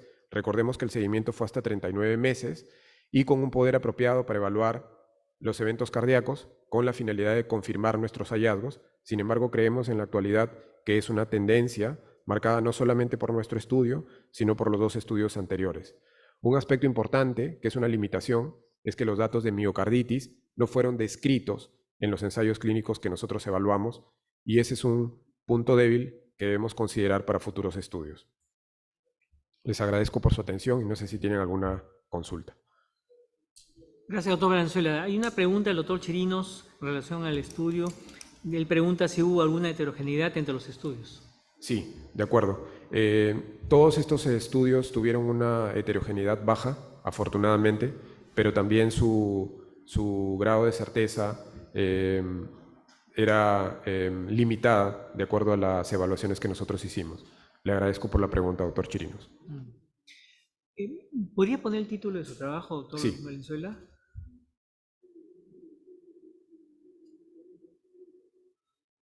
Dice efectos adversos severos inducidos por inmunoterapia combinada, ¿no? Sin embargo, usted nos hace la información en la parte cardiológica nomás. De acuerdo, sí. ¿Hay alguna explicación para ello? No. Nosotros nos centramos específicamente en 4 eventos adversos cardiovasculares, porque de presentarse estos eventos adversos, 4 eventos adversos que son los clásicamente reconocidos, y otros 4, estudiamos 8 desenlaces, y nos enfocamos específicamente en eventos adversos cardiovasculares, fundamentalmente porque son aquellos que tienen una mayor probabilidad de complicaciones por parte de los pacientes y donde sí todavía existe grado de incertidumbre. El resto de eventos adversos en general, que son endocrinológicos, cutáneos, gastrointestinales, están mejor estudiados, pueden presentarse dentro de las 4 primeras semanas de tratamiento de los pacientes y consideramos que era necesario enfocarnos específicamente para esta fase del estudio en los eventos adversos cardiovasculares, que son los más severos. ¿Y no debió figurar así el título? Sí, es correcto, doctor. Hay un error de tipeo ahí. Perfecto. Sí, doctor Valenzuela, sabemos que dentro de los estudios la mayor evidencia clínica son las revisiones sistemáticas y la metaanálisis. Es importante la búsqueda, ¿no? De acuerdo. Y cómo se organizan los equipos. La fórmula que empleaban para la búsqueda y cómo se organizaban los equipos para la elaboración. Excelente pregunta, doctor. Muchas gracias. Nosotros somos un equipo de aproximadamente 8 personas y para la búsqueda participaron 3 personas. Hubo inclusive una persona que actuó como dirimente. En el caso no nos pusiéramos de acuerdo entre los 3 y utilizamos primero para la búsqueda 4 bases de datos que son las que mencioné. Dentro de ellas está PubMed, Embase, Scopus y Web of Science. Ahí está la mayor cantidad de estudios. Fueron casi 8.000 estudios que fueron revisados para pesquisa. Utilizamos el software Ryan para hacer la evaluación cegada de las personas que participaron en la selección de los artículos. Y luego, para el análisis estadístico, utilizamos el programa R. De esa manera, al ser más evaluadores, estuvimos seguros de que no estábamos cometiendo ningún sesgo de selección. Muy bien, doctor. Gracias. Muchas gracias, doctor Valenzuela, por su excelente presentación.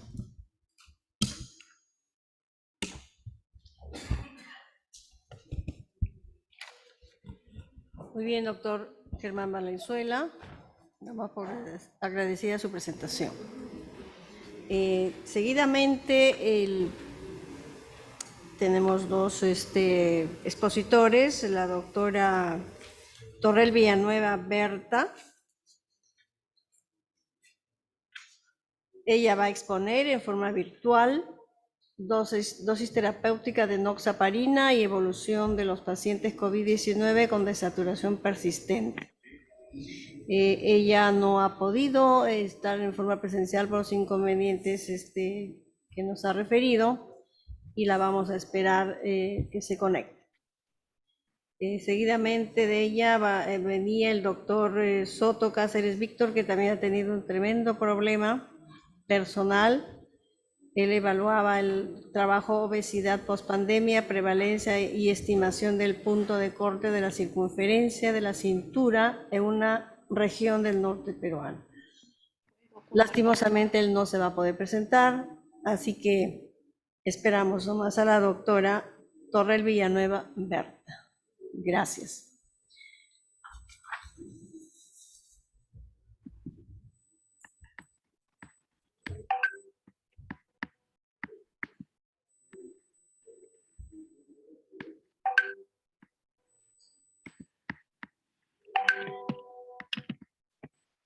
No se puede compartir.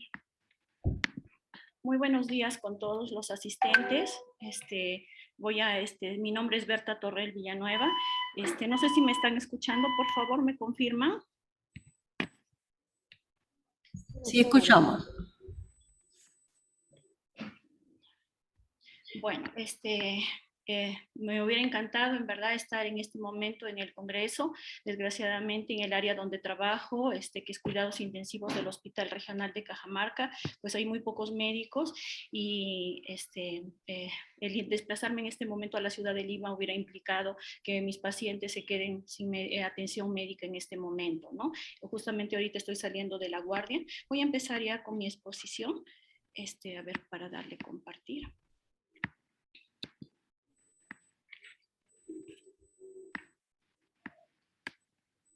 No sé si están visualizando ya mi pantalla. Todavía no.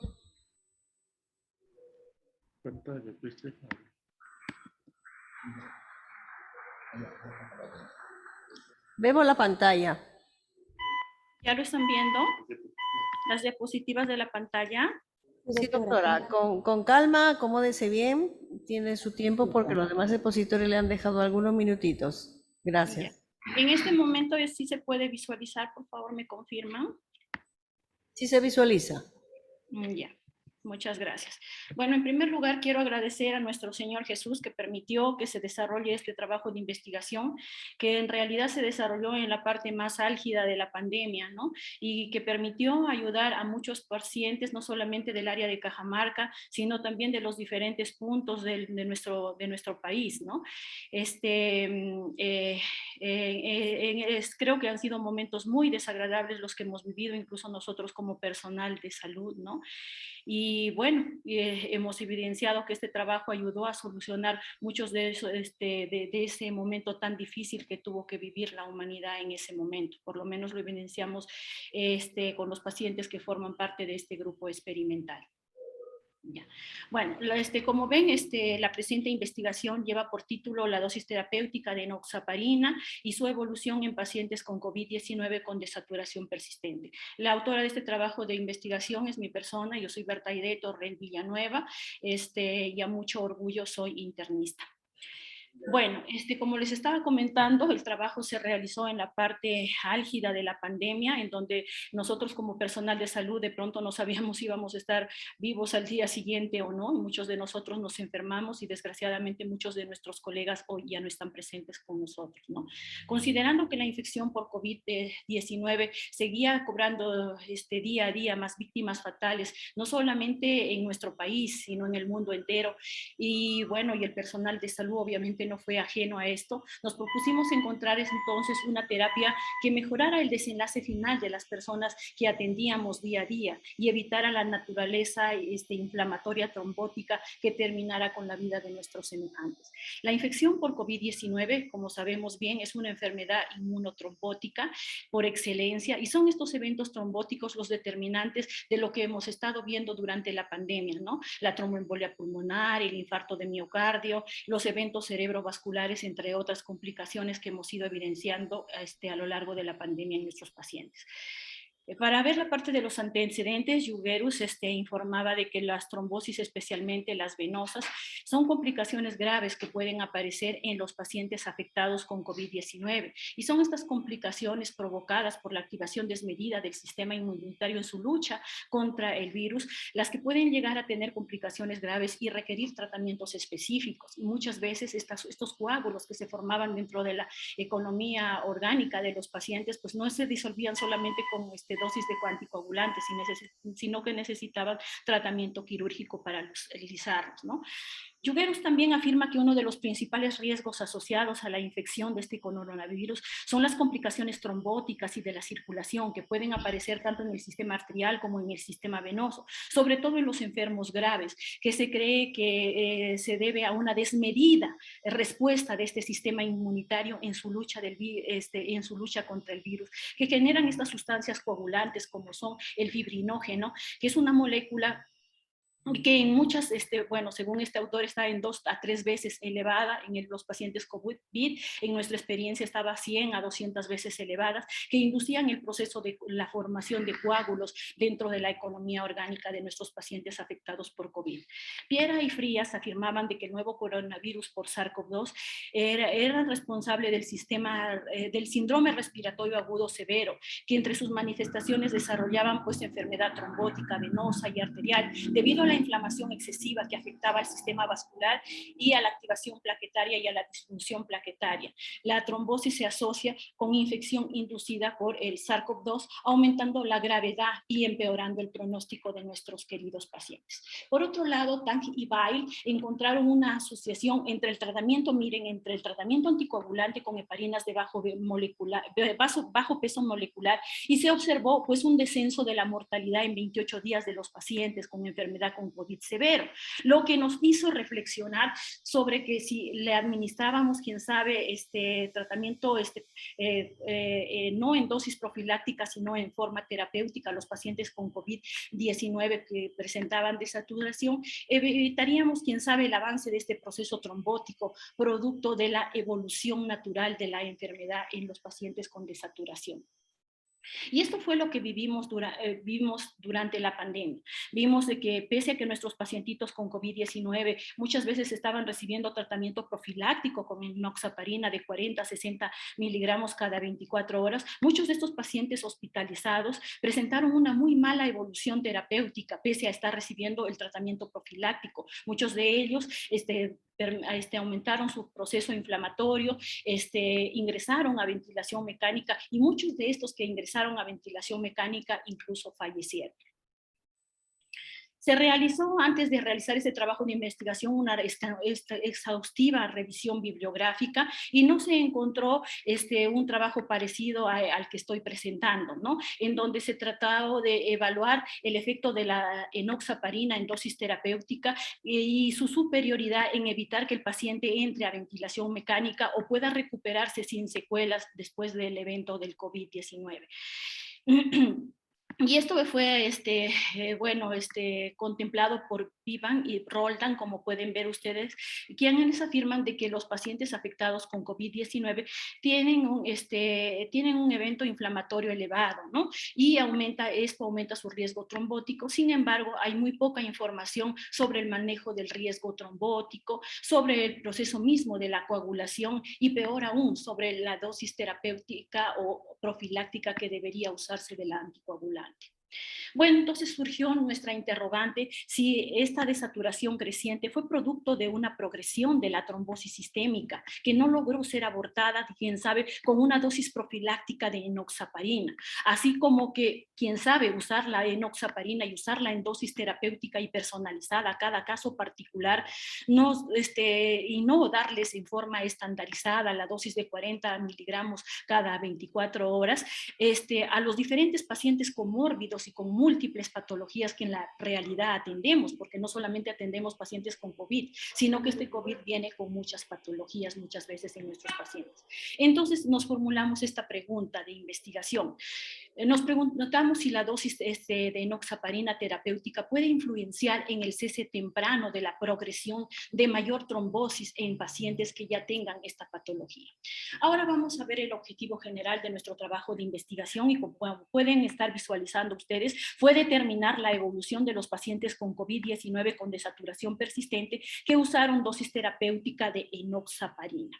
Para esto nos planteamos dos objetivos específicos. El primero fue determinar la evolución de los pacientes con COVID-19 con desaturación persistente, estos pacientes con COVID-19 con desaturación persistente que recibieron dosis de enoxaparina en forma profiláctica, que fueron atendidos en nuestro Hospital Regional Docente de Cajamarca, Perú, en el tiempo de mayo a octubre del 2020. Y el otro objetivo específico fue determinar la evolución de los pacientes con COVID-19 con desaturación persistente que recibieron enoxaparina, pero enoxaparina en dosis terapéutica y que fueron atendidos por teleconsulta por la autora de este trabajo de investigación durante el mismo periodo, de mayo a octubre del 2020. Entonces nos planteamos, o cuál fue la hipótesis que rigió nuestra investigación. La dosis terapéutica de enoxaparina se relaciona con mejor evolución clínica en aquellos pacientes con COVID-19 con desaturación persistente. ¿Cuáles fueron nuestros criterios de inclusión? Bueno, ingresaron a nuestro estudio todos los pacientes con clínica compatible con COVID-19 que presentaban descenso de su saturación basal. Y por otro lado, también aquellos pacientes con tomografía o placa radiográfica compatible con COVID-19 con descenso de la saturación basal. Bueno, ¿cuáles fueron los criterios de exclusión de nuestro estudio? Pacientes con discrasia sanguínea y pacientes con síndrome antifosfolípido. ¿Cómo definimos hemorragia mayor? En cuanto a efectos secundarios, ¿cómo definimos hemorragia mayor? Definimos hemorragia mayor como la presencia de una hemorragia intracerebral y hemorragia menor como hemoptisis o la presencia de hemorragia digestiva alta. ¿Cuál fue la justificación de realizar el presente trabajo de investigación? Fue importante buscar en ese momento tan difícil que vivimos como humanidad nuevas opciones de tratamiento o de pronto tratar de mejorar las que ya existían en ese momento, dada la situación de nuestro país y del mundo entero frente a la pandemia. Y por otro lado, otra justificación para desarrollar este trabajo fue que existía este vacío de conocimientos que ya les he ido mencionando sobre el beneficio de usar anticoagulación terapéutica y profiláctica y cuál era el desenlace en estos pacientes, ¿no? Si tenían una buena o mala evolución con estas dosis. Otro justificativo fue que las variables de este estudio fueron perfectamente medibles y la medición de las variables no implicaba un costo excesivo. Vamos a ver la parte de material y métodos. Como pueden ver, el trabajo de investigación se trata de un estudio de tipo experimental. Utilizamos un grupo de control histórico que estuvo integrado por los pacientes con COVID-19 con desaturación persistente, que fueron atendidos en nuestro hospital regional de Cajamarca, a los que les administraron dosis profiláctica de enoxaparina, versus el grupo experimental, que estuvo integrado también por pacientes con COVID-19 con descenso de la saturación, atendidos por teleconsulta gratuita por la autora de este trabajo de investigación, en donde se utilizó dosis terapéutica de enoxaparina. La población entonces estuvo integrado por 24 pacientes, 12 en el grupo experimental y 12 en el grupo control. La muestra que utilizamos en realidad fue toda la población. En cuanto al grupo control, tuvimos 12 pacientes con COVID-19 con desaturación persistente que fueron atendidos con dosis profiláctica de enoxaparina en el Hospital Regional de Cajamarca en el periodo de mayo a octubre del 2020. Y el grupo experimental estuvo integrado por pacientes con COVID-19 con desaturación persistente que fueron atendidos por teleconsulta gratuita por la autora de este trabajo de investigación en el mismo periodo experimental, de mayo a octubre del 2020. Ahora, lo que tuvimos en cuenta que este grupo experimental y este grupo control sean homogeneizados, teniendo en cuenta las siguientes variables. Tratamos de homogeneizarlos de acuerdo a la edad, de acuerdo al sexo y a la presencia de desaturación, ¿no? Por lo menos que haya un descenso del valor basal de su saturación habitual. Bueno, veamos cómo valoramos la evolución en estos pacientes. Lo valoramos de acuerdo al número de pacientes que ingresaron a ventilación mecánica. Este fue un indicador de evolución en nuestro estudio. El otro fue el uso del número de pacientes que se recuperaron y el otro indicador que utilizamos fue el número de pacientes fallecidos. ¿Cómo definimos dosis profiláctica de enoxaparina? La enoxaparina usada en dosis de 40 a 60 cada 24 horas y dosis terapéutica, el uso de la enoxaparina en 1 miligramo por kilo de peso cada 12 horas. Pasando ya a la parte ética de este trabajo, acá vemos o podemos visualizar, como ven en la pantalla, nuestra autorización del Comité de Ética del Hospital Regional de Cajamarca que autorizó el desarrollo de este trabajo y tenemos acá también la autorización del Comité de Ética de nuestra Universidad Nacional de Cajamarca en la unidad de posgrado, de maestría y doctorado. Tenemos acá el consentimiento informado virtual que se utilizó en este estudio, tenemos acá también la constancia del antiplaga contagio. Como vemos, tenemos una similaridad muy baja, idealmente de 4%. En cuanto a los aspectos éticos que rigieron nuestra investigación, pues los principios que se utilizaron fueron la autonomía, el respeto, la no maleficencia, la justicia y la confidencialidad de los datos.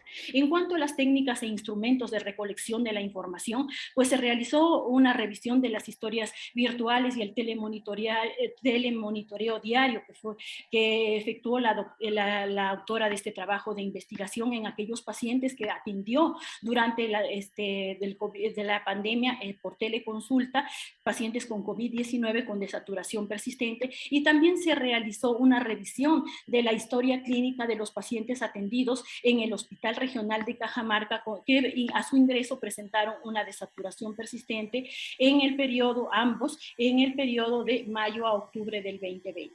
Veamos ahora nuestros resultados.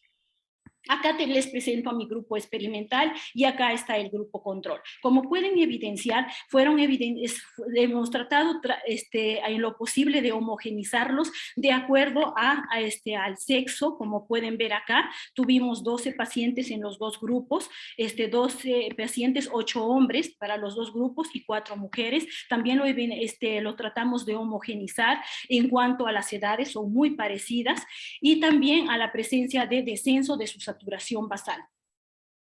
Sin embargo, quisiera mencionar algunas particularidades. Por ejemplo, acá en el grupo experimental vemos de que las saturaciones más bajas, un poquito más bajas si las comparamos con nuestro grupo control, ¿no? Vemos acá una saturación del 47%, que fue de una señora de Chiclayo que tenía como comorbilidad la obesidad. La saturación más alta de este grupo fue 87%, mientras que en el grupo control vemos de que la saturación más baja fue 83% y la más alta 94%. Sin embargo, su saturación basal de este paciente era 98%, ¿no? Quiero mencionarte también el grupo experimental, todos como están observando en la pantallita, tenían comorbilidades, y muchos de ellos incluso hasta 2 comorbilidades, y todas estas comorbilidades eran signos de mal pronóstico para COVID. Por otro lado, en el grupo experimental podemos visualizar que hay pacientes de Lima, de Chiclayo, de Cajamarca, de Lambayeque, porque fue a través de telemedicina, ¿no? Mientras que en el grupo control la mayoría proceden del área de Cajamarca, de la misma ciudad de Cajamarca, y de algunos de sus provincias. Tenemos Cajabamba, tenemos Porcón, Santa Cruz, Celendín, y la mayoría no presentaba comorbilidades al ingreso al hospital, salvo este paciente que están visualizando acá, que presentaba obesidad, y este paciente de acá presentaba diabetes. Esta lámina la he traído para objetivar que en el grupo control se utilizó, como pueden estar visualizando ustedes, una dosis estándar de enoxaparina de 40 miligramos subcutáneo cada 24, a excepción de este paciente que recibió 60 miligramos, ¿no? Pero no se tuvo en cuenta el peso individual de cada paciente. Miren acá nuestro grupo, estas son las dosis que recibió nuestro grupo experimental, que fue de 1 miligramo por kilo de peso cada 12 horas, en donde definitivamente se tomó en cuenta el peso personalizado de cada paciente. Veamos ahora nuestros resultados. Y nuestros resultados lo evaluamos en cuanto a evolución del paciente con las dosis tanto terapéutica como profiláctica, ¿no? Y podemos visualizar que uno de nuestros indicadores de evolución fue el ingreso a ventilación mecánica. Miren qué pasó en el grupo control. En el grupo control de los 12 participantes, 8 hombres y 4 mujeres, todos ingresaron a ventilación mecánica. ¿Qué pasó en el grupo experimental? Ninguno de los participantes ingresó a ventilación mecánica. ¿Qué pasó en nuestro indicador de fallecimiento? Como podemos ver, en el grupo control, en fallecimiento, vemos que las 4 mujeres, las 4 fallecieron. Y en el grupo de los hombres, de los 8, 6 fallecieron y 2 lograron recuperarse. Anecdóticamente, al revisar extensamente la historia clínica de todos los pacientes, me di con la sorpresa de que estos 2 pacientes, después de haber ingresado a ventilación mecánica, se había realizado un cambio de la dosis de profiláctica que estaba recibiendo a dosis terapéutica. Bueno, en cuanto a al indicador de fallecimiento en el grupo experimental, como ven, los 8 hombres y las 4 mujeres, ninguna falleció en el grupo experimental. En cuanto al indicador de recuperación en el grupo control, como ven, en el grupo control de los 12 pacientes, 8 hombres y 4 mujeres, como ya les había mencionado, se lograron recuperar 2 y evidenciamos que hubo un cambio en la terapéutica de dosis profiláctica terapéutica y estos pacientes finalmente fueron extubados y salieron de la unidad. Mientras que en el indicador de recuperación en el grupo experimental, los 8 hombres y las 4 mujeres salieron totalmente recuperados y sin secuelas. Veamos los efectos secundarios, ¿no?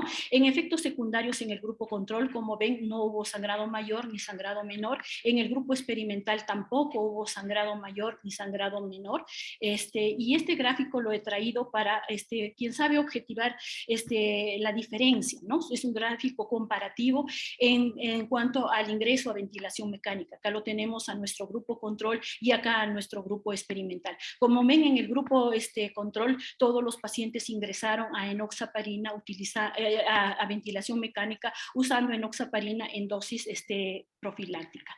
Este es otro cuadro, otro gráfico comparativo en cuanto a fallecidos. Como ven, no tuvimos ningún fallecido en el grupo experimental y en el grupo control de los 8 hombres, 6 fallecieron y la totalidad de las mujeres.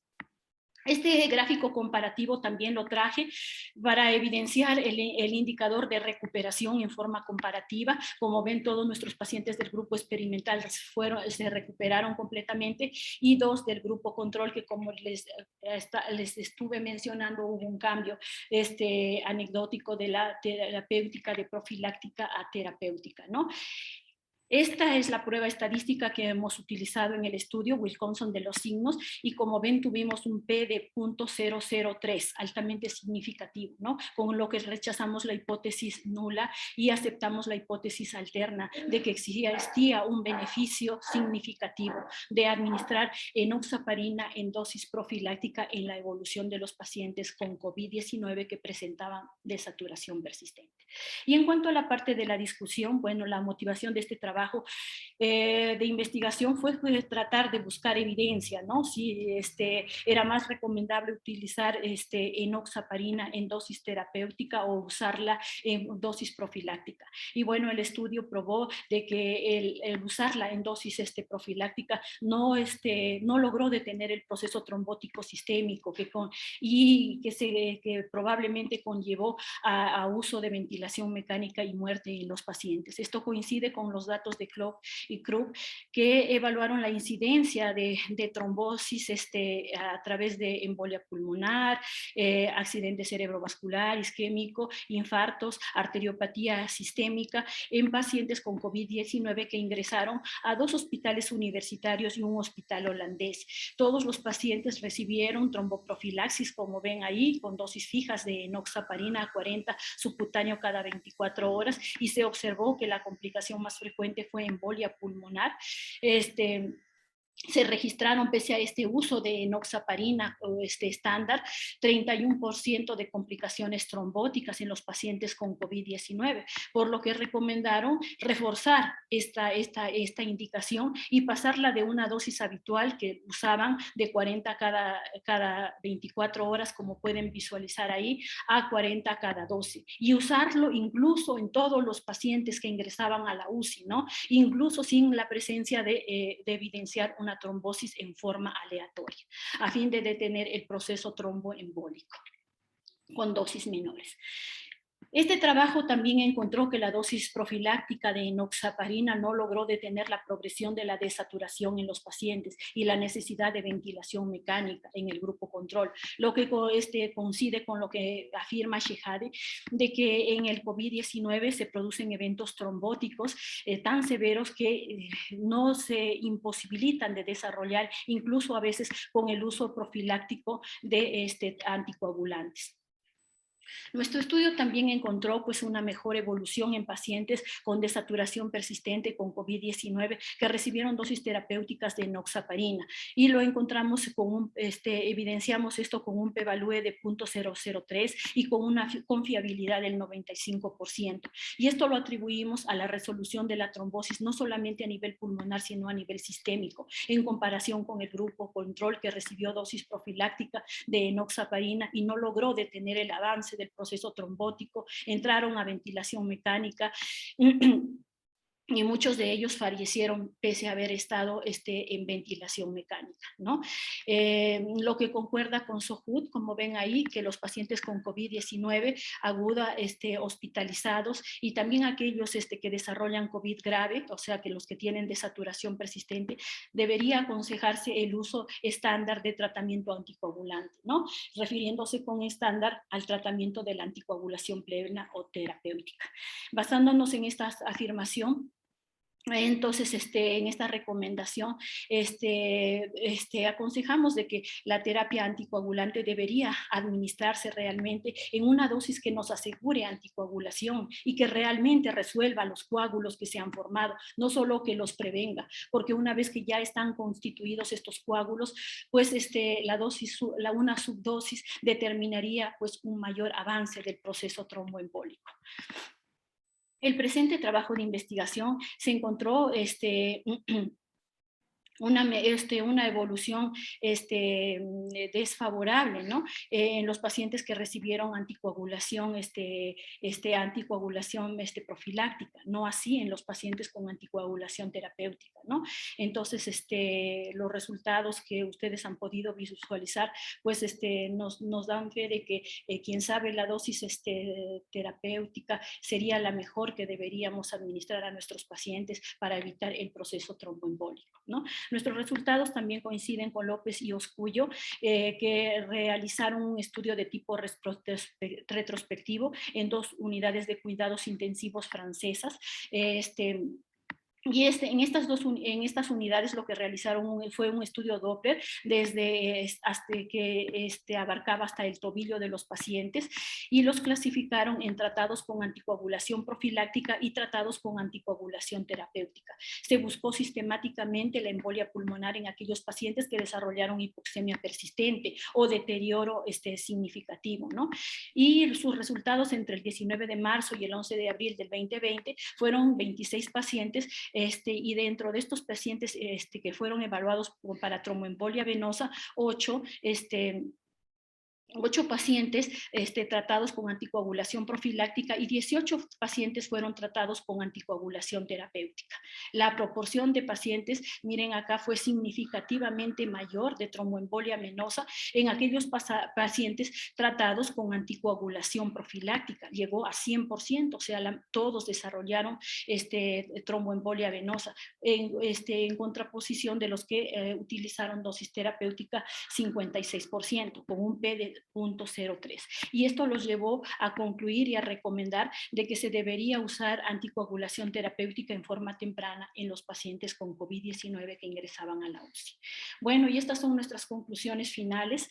La enoxaparina en dosis terapéutica pues mostró una mejor evolución en nuestros pacientes con COVID-19 con desaturación persistente, con un p-value de 0.03% y una confiabilidad del 95%. Se encontró 100% de recuperación completa en los pacientes que recibieron enoxaparina en dosis terapéutica y 0% de fallecidos. La enoxaparina en dosis profiláctica en pacientes con COVID-19 con desaturación persistente se asoció a mayor progresión de la enfermedad, ingreso a ventilación mecánica en el 100% y en el 83% fallecimiento.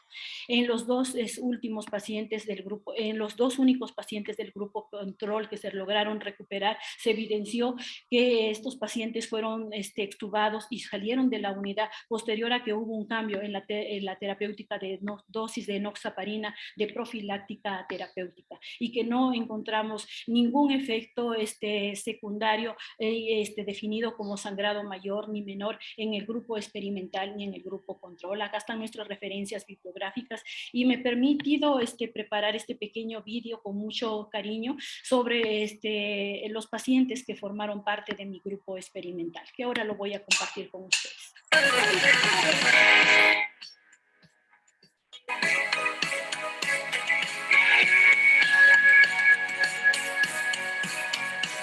Y acá estamos viendo un pacientito que pertenecía a la ciudad de Lima. Este pacientito ya lo vemos bastante más recuperado, con mejores valores de saturación, tenía antecedentes de cáncer prostático. Esta pacientita es de la paciente que les comentaba de la área de Chiclayo, que saturaba solo 47% con bolsa de reservorio, con no reinhalación, pero en realidad ha sido todo un reto trabajar este tipo de pacientes, que como yo trabajo en área de intensiva, sabía que debían de pronto ser intubados, y muchos de estos pacientes habían sido mandados a su domicilio para morir, porque en ese momento no había cama y no había ventilador. Y realmente este trabajo creo que marcó un antes y un después en muchos de estos pacientes que hoy están vivos. Tiempo concluido, doctorita. Y bueno, acá la familia en realidad jugó un rol predominante en la piedra angular. Muchos de ellos fueron entrenados por mi persona para poner enoxaparina en su domicilio, porque muchas veces no podían contratar a una enfermera para que lo haga. Y también los capacitamos para poder detectar en forma temprana si de pronto pudiera haber ocurrido un evento secundario, ¿no? Que gracias a Dios no ocurrió, ¿no? Sin embargo, este trabajo permitió marcar el antes y el después en la vida de estos pacientes, ¿no? Cuando duerma con la soledad. Acá la vemos a la señora de la zona de Chiclayo, ya totalmente recuperada, liberada ya de todo el soporte ventilatorio, el soporte oxigenatorio, haciendo su fisioterapia respiratoria. Tiempo concluido, doctorita. Sí, ya se terminó también el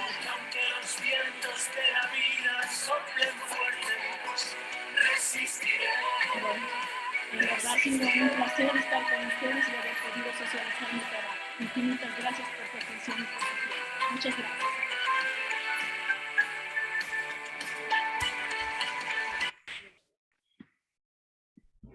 Muchas gracias, doctora Torrell. Una observación de parte del jurado: según las indicaciones de la presentación, no está permitido el paso de imágenes como usted lo ha pasado.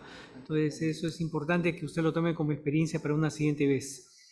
Hay dos preguntas del doctor Chirinos. Voy a pasar a relatar la primera. Los pacientes con dosis terapéutica fueron del mismo hospital, pero por telemedicina, ¿es correcto?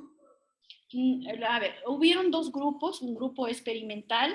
El grupo experimental fueron atendidos por mi persona a través de telemedicina, y el grupo control todos pertenecen al Hospital Regional de Cajamarca, que ingresaron con desaturación persistente, ¿no?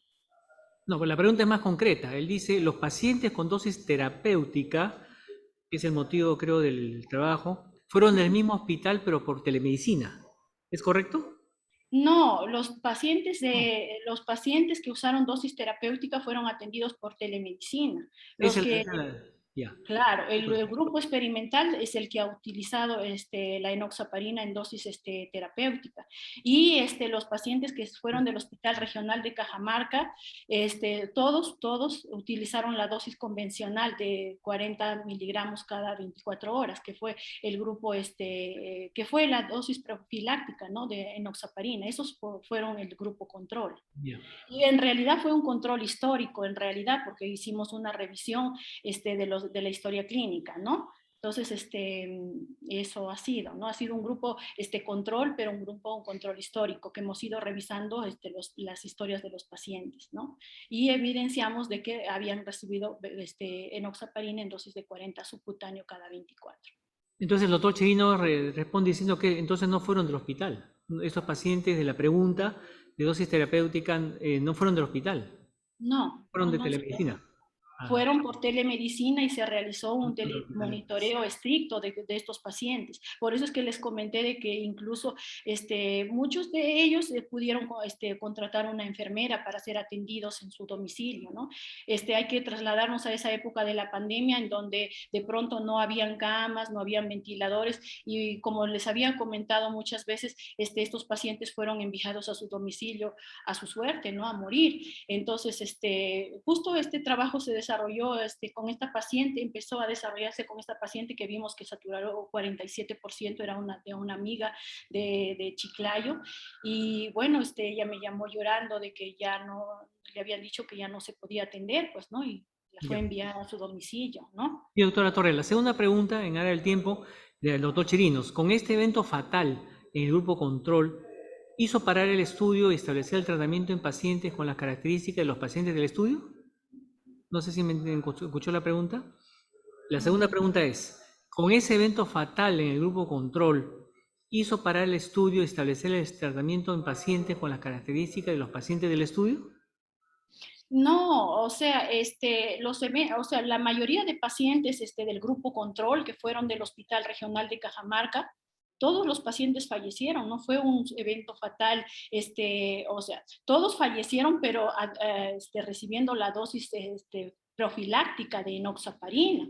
No hubo efectos secundarios de sangrado mayor, sangrado menor en ninguno de los pacientes, ni en el grupo experimental ni en el grupo control. Quién sabe, bueno, no me ha entendido durante la exposición, pero nuestros efectos secundarios de usar enoxaparina estuvieron definidos por sangrado mayor, que fue hemorragia intracerebral, y sangrado menor, que era la presencia, quién sabe, de hemoptisis o de hemorragia digestiva alta. Pero bien lo mencioné ahí en el cuadro, que ni en el grupo experimental, usando enoxaparina 40 cada 24, o en el grupo control usando 40 cada 24, o en el grupo experimental usando 1 miligramo por kilo de peso cada 12 horas, en ninguno se registró un evento secundario por el uso de la enoxaparina. Gracias, doctor Torres. Doctora, ¿tiene su consentimiento informado ahí a la mano para que me lo pueda leer? ¿Me lo puede leer? Lo voy a volver a compartir.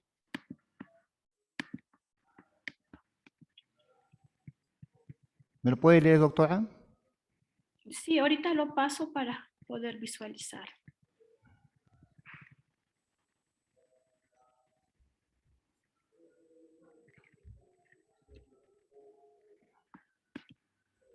Acá dice consentimiento informado virtual. Yo acá ponía el nombre el paciente o el familiar, porque a veces el paciente estaba muy delicadito.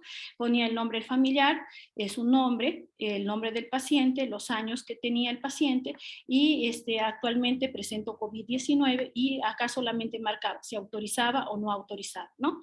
El uso de enoxaparina en dosis terapéutica para la recuperación de mi familiar. He sido informado actualmente del estado de salud de mi familiar y también de todos los efectos secundarios de usar este medicamento. Ya doctora, muy bien, muchas gracias, eso sería todo. Sí. Bien, doctorita, muchas gracias por su presentación. Seguidamente seguía el doctor Soto Cáceres Víctor, quien tuvo problemas mayores, así que el trabajo obesidad pospandemia, prevalencia y estimación del punto de corte de la circunferencia de la cintura en una región del norte peruano no va a poder ser presentado. Agradecemos en nombre del Consejo Directivo y la presidencia del doctor Núñez y de la Sociedad Peruana de Medicina Interna la presentación de los trabajos de Núñez Moscoso Luis, Collins Camones Jaime, con Altamirano Ángel, Carrasco Lozano Luis, Valenzuela Rodríguez Germán, Torrel Villanueva Berta. Sus trabajos van a ser evaluados por los jurados y se va a definir lo final, ¿no? Ellos serán premiados el día del internista, que es el 28 de noviembre. ¿Ya? Entonces, ahora en la ceremonia de la clausura solamente se les va a poder nominar pero lo final va a salir para el Día del Internista. Les agradecemos su presencia, les agradecemos su participación, así que nos vemos más tarde en la clausura y el Día del Internista. Muchas gracias.